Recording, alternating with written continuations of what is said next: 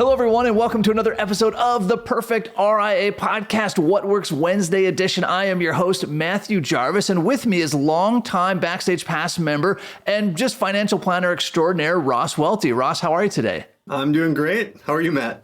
I'm good, man. It's exciting to see you. For those of you just listening in your car, I was telling Ross before we hit record that in the background is a partial set of his library books, like of his books, and I love seeing advisors that are committed to reading. In fact, Ross, you just shared with me 3 books you're working on right now, 2 of which you seem to be working on all the time. Yeah.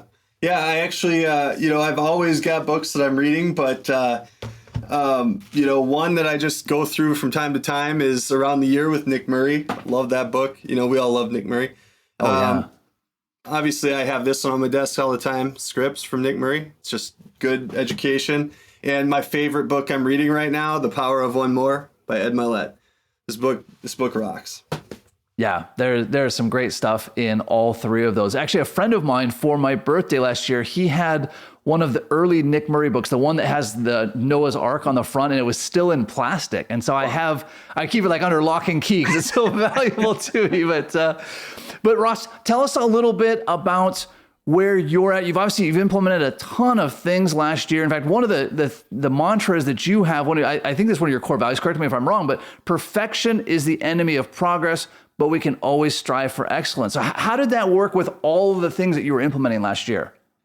Yeah, well, I think the biggest thing is, so there's 2 of us in my firm. It's myself and Drew, who's also an advisor, but he's been 90% operations, absolutely pivotal over the last year and a half since we launched this firm.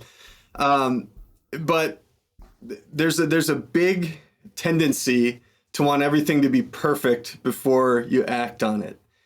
And when we joined the Perfect RIA, it was just a crazy year we had last year. A lot of things down to like an audit 6 months into the business, right? Or 6 months into the opening the firm. So we were going through a lot, but I saw a lot of things I wanted to implement. I mean, just to name a couple, please. Surge, guardrails, value adds, 1099 letters, tax letters, some different technology stuff, all these things that we were trying to do at once. And in our firm, I'm the visionary. So I'm like, I love starting all these things, Yeah. And every time I mention it to Drew, he's just like, are you sure? Are you sure we can do that? Because he's the check the box guy.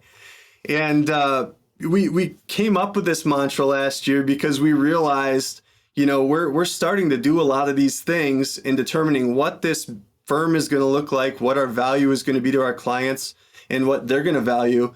And we had this decision to make to say, look, we can either do this and accept that it's just not going to be perfect right away. It's probably never going to be perfect, right? No. But we can do it excellently imperfectly, right? Which is a weird thing. Like perfect and excellence are not the same. Sure. So that just became our mantra over that year was, perfection is the enemy of progress, which I think came from, it was like a Mark Cuban quote. But we can strive for excellence. And that's what we've done. And every time we do something, it gets better. So, you got to start somewhere. Implementation starts by just doing it. So I love that idea that every time we do something, it gets better, right? So we get so hung up on not doing the first one, but yeah, every time we do something, it gets better. Tell me a little bit more about your relationship with Drew, right? So you're the visionary. He seems like more of the integrator, the implementer. Yeah. How do the 2 of you balance, like as a visionary, I'm like you, right? Let's do 100 things. Let's do 400 value adds this quarter, right? And Colleen, who's been my implementer for many, many years, we've worked together now for 10 or 12 years. She's got to balance that because on the other side, she's more of the, let's make sure we do these things right. So between you and Drew, how do you find a yin and a yang, for lack of a better expression?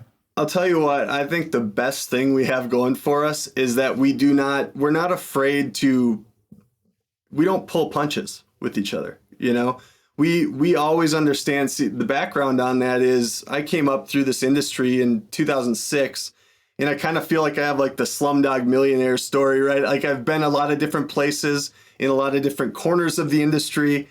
And Drew and I joined up when he was a junior in college. I brought him in as an intern. This was 9 years ago now. Wow. I was at one of the mutual insurance companies. And we've just had a relationship since then. So we have a really good personal relationship, which allows us to, argue when we're doing our operations calls, and when I'm being unreasonable, which is usually the case. It's usually me being unreasonable. But we're able to have those kind of, it's never, the big argument or anything, but you know what I'm saying? Like, to be able to have those disagreements and really come to a conclusion or come to a resolution that works well and set the expectations for what each of us the role we're each going to play in that.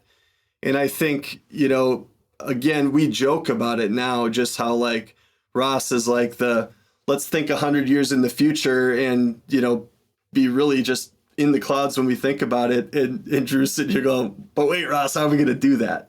So I think having that open communication and being able to, call each other out on certain things really makes it work. I mean, we're opposite. We're the same in a lot of ways, but we are opposite in how our brains work. So I just think acknowledging the fact that's the case and not being afraid to have those conversations, and being open to the feedback that we give each other.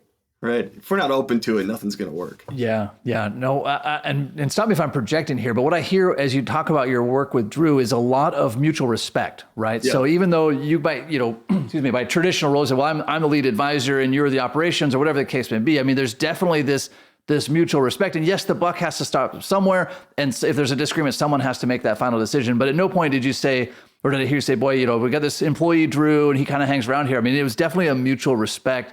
And I see sometimes that's missing from advisor offices. I have this employee who, whatever, I have this staff member. No, I have team members, right? And if they're not a valuable member of my team, then something's gone wrong here. So I love that you've got that with Drew. How does that tie in, Ross, to your core values? Like, I always kind of scoff at the idea of core values because they feel cliche to me. Like, well, we act with integrity. Yeah, who doesn't, or at least who doesn't claim to. But for you, it's a real driving factor of your decisions and how you run your firm. Yeah, it's actually the base of everything. I mean, core values, it's the core of what we do. I love it. We've all been through those core values exercises where it's like, okay, great, I got this list. Now I'm going to put it in the desk and we'll talk about it again in 5 years. Hang it on the wall. Values. Yeah. Uh-huh. So, or it looks good on the wall of the office. But for me, when I decided to go this route, to go independent, go RIA and start this firm, I view these core values not as just some empty words that are on a piece of paper. I view them as the filter through which I make almost every decision around this business. Interesting. So I'll give you an example. I'll tell you what the core values are, and we'll giggle because integrity is obviously the first one. But Perfect. What does that mean? So it's not just the word, it's what it means, acting with integrity in every situation. Our clients' well-being and best interest is our first priority. We practice what we preach and we tell the truth. I mean, that's integrity to us. Yeah. The second one is learning. So we're committed to improvement and continually educating ourselves and our clients. If I'm giving the same advice I was giving 10 years ago, I either have learned nothing or I was perfect 10 years ago. And we know that's not the case. Probably not the case. That's so far from the case. And then generosity. We give of our time, effort, and energy and finances without expectation. So that's just an abundance thing, right? Be generous in general. Relationships, we strive to build lasting relationships based on mutual trust and respect. We believe happiness in life is based on the quality of the relationships you nurture. So in a world where our clients often become friends, those relationships matter. Like they matter big time, and our entire world is based on relationships. And then we have legacy. We believe in making the world a better place for generations to come. And gratitude. This is the base of everything. We choose gratitude on a daily basis. Now, how do we use that as a filter, right? Yeah. So when I talked to Drew about what I was going to do here, and I knew he'd be a major asset to help me with this, and he's a partner, right? Like he really, I couldn't do anything that we've done so far without him. But just so in that, I went to him with my core values, and Drew's a big core values guy. He lined those up against his core values, and there was massive alignment between the two. Nice. So that to him was like, okay, great. But what about from a client perspective? not just people who are going to work in our firm or vendors we'll have relationships with, but clients that we'll take on. We're very committed to 100 clients. That's it. So we better be working with the right people. So I'll just give you an easy example. Legacy is a core value. So if we have a 15-minute call with a client and they drop the old, well, I don't care about anything, I just want to bounce my last check when I die, there's a mismatch there, right? Because that has nothing to do with legacy. And, maybe it's a joke. We can flesh that out a little bit, right? Yeah. But at the beginning, that's a sign that, okay, that doesn't resonate. So when we start talking about legacy or having conversations about that, and all they care about is bouncing that last check, that gives us a lens, right? It gives us a reference point to say, the core values don't necessarily line up. So we're truly not just trying to, not just living these, and if we aren't living them, quickly figuring out how to correct course, right?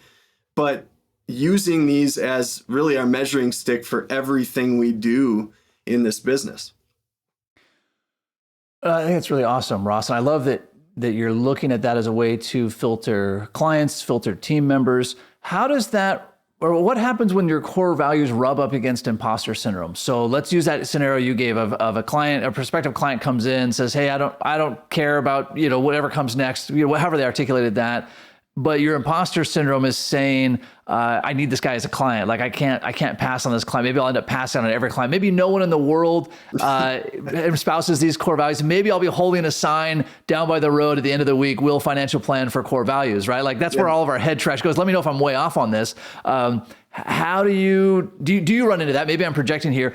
And then when you do, how do you deal with that? How do you address the imposter syndrome? Because when you put a line in the sand and say, this is what I do, I feel like that is when imposter syndrome and head trash comes out the hardest. Yeah. Yeah. I mean, I don't know if these two, imposter syndrome's a big thing that I've got some thoughts about.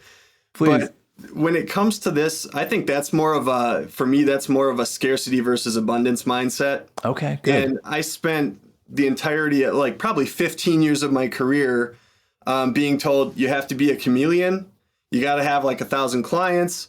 And I just remember like thinking, gosh, like that's a lot. And, be a chameleon. So just work with anybody, do anything for anybody who's willing to, the fog and mirror strategy. Yeah, I was just thinking that. Yeah, fog and mirror. Yeah. And that's a great way to have like working at McDonald's look like a better option, in certain days. Right. Yeah. So I think like this core values thing relative to that just helps me be grounded in saying, look, like I know there's at least one person who resonates with my core values. Drew does. Yeah. So does, and you do. So now there's two. Yeah. So there's two of us, right? So there are other people. Now the imposter syndrome thing comes, I mean, I experience imposter syndrome almost every day. Even coming on here, it was like, gosh, what do I have to share with anybody, right? That happens and that stuff creeps up. And there's one big reason why I think, I've experienced that a lot. It's because of this learning core value. So it does actually, these two things do intertwine. Because I've always been so passionate about the learning side of things, the more you learn, the more you realize you don't know. Mm-hmm. Right? Because the more you learn, the more you realize there is to learn. So you'd start to think, oh my gosh, like that slice of the pie of what I don't know is so huge. How can I be of value to this person or another advisor or a client? But I had a buddy who told me last summer, we were talking on a podcast actually, and he said, only real imposters don't get imposter syndrome. Think about that for a second. Oh, that's interesting. Only real imposters don't get imposter syndrome. Sure, because they already know they're a con, right? Yeah, so like they're legitimately running a con, yeah. Or they're delusional, yeah. Yeah, exactly, and usually delusional, right? So if you do feel imposter syndrome, that just means you're a human, and you're doing the best you can, right? So I think like I don't feel that as much relative to the core values. But I think just training myself saying, gosh, like instead of looking at like what you don't know, look how far you've come. Like look at what you do know. I came into this business directly out of college at 22. I didn't know what financial planning was. And at the time, I thought it was just what they told us was selling mutual funds and VULs to anybody, right? Yeah. Like that was the business model. So comparing that to this, it's like, imposter syndrome is a healthy thing because it means you're alive. It means you're progressing, but it's also just, it's a big lie. It doesn't do you any good.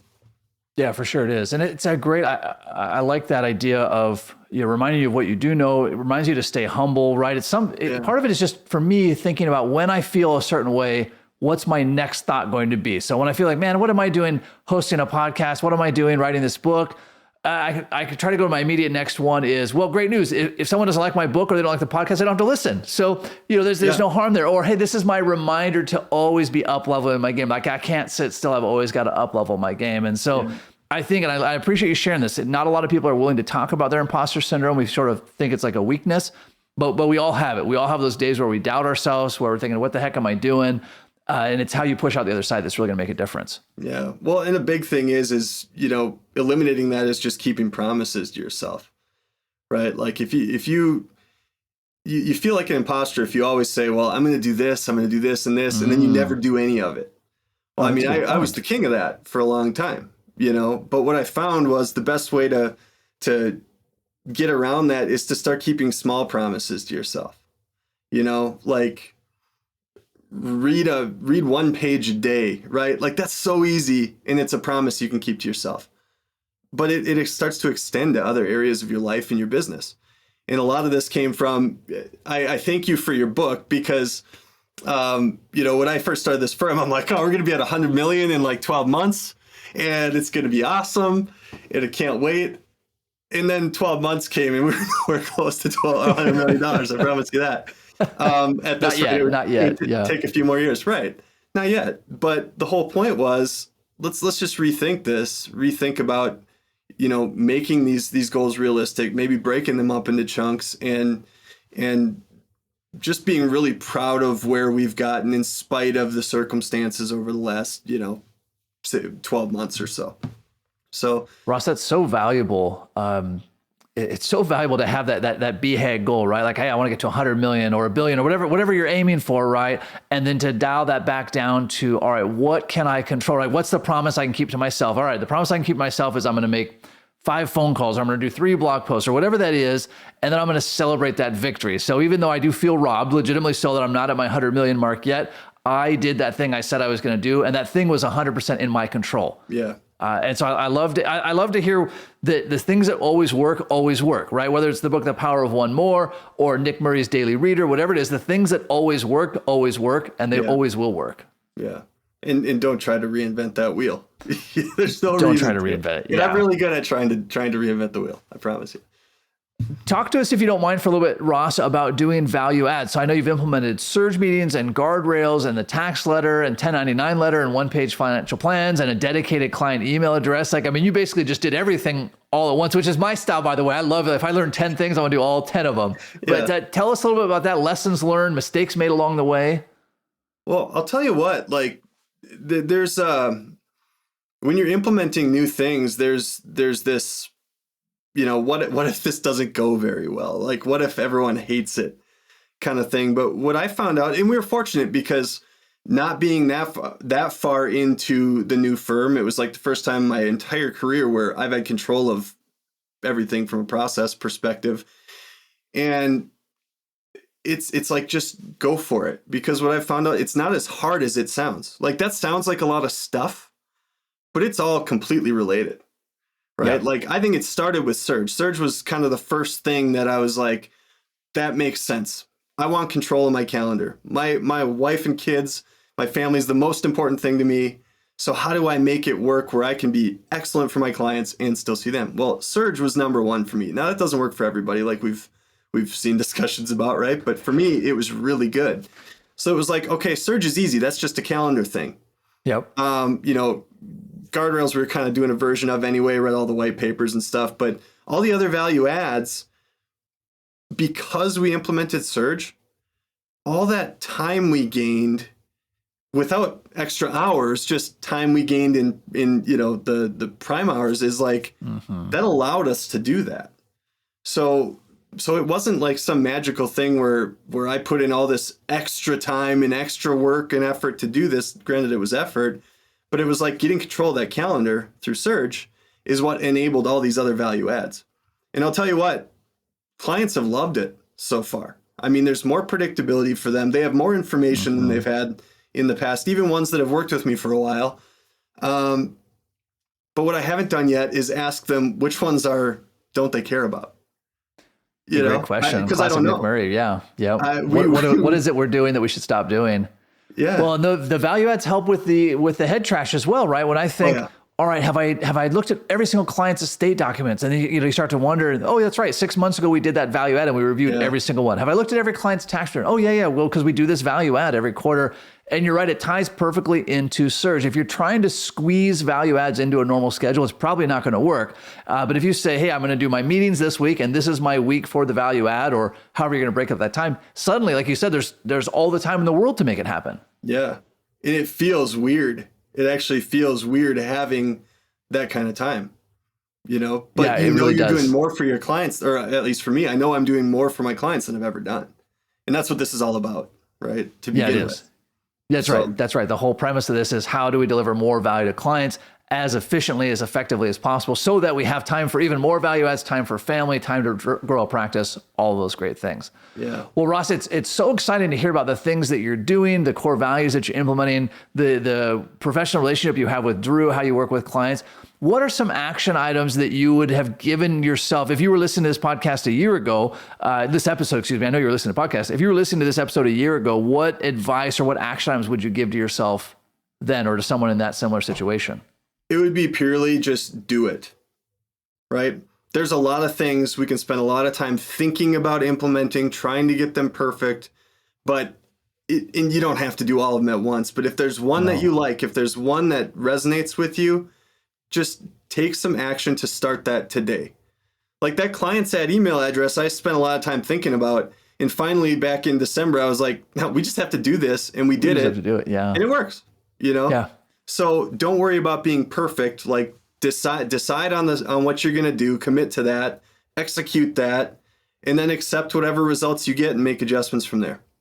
I mean, that's especially if you can. Yeah. Especially if you can implement something that someone else is doing, right? Whether we're talking about the Backstage Pass or Nick Murray or whomever else, I can say to your point, Ross, all right, it's clearly worked for this person, right? For me, it was Tom Gow, who's now rest in peace, right? All right, if this worked for Tom Gow, it's got to work at least halfway decent for me. I'll start doing it to your point, and then I can fine tune it. But if I spend my time fine tuning it and not doing it, it won't count for anything. You don't even know what needs tuning if you're not doing it. Yeah. That's awesome. Well, Ross, really appreciate you having you on the podcast. Thank you for sharing your insights and the books that you're reading. And of course, your next 5 moves is a book that I want to recommend to everyone. Have you ever read that book, The Next 5 Moves? Patrick Bet-David? Yeah. Have you read that one before? I haven't. I have it on my list though. Yeah, I just was recommended to me. And so I wanted to throw that as an action item for everybody listening. And I would love your thoughts, Ross. You and I can throw it in the forum back and forth. Love to see your thoughts. I know you're an avid reader. So Thank you again so much for being on the podcast. Thanks for getting out there and doing it and adhering to your core values. And for all of our listeners, until next time, happy planning.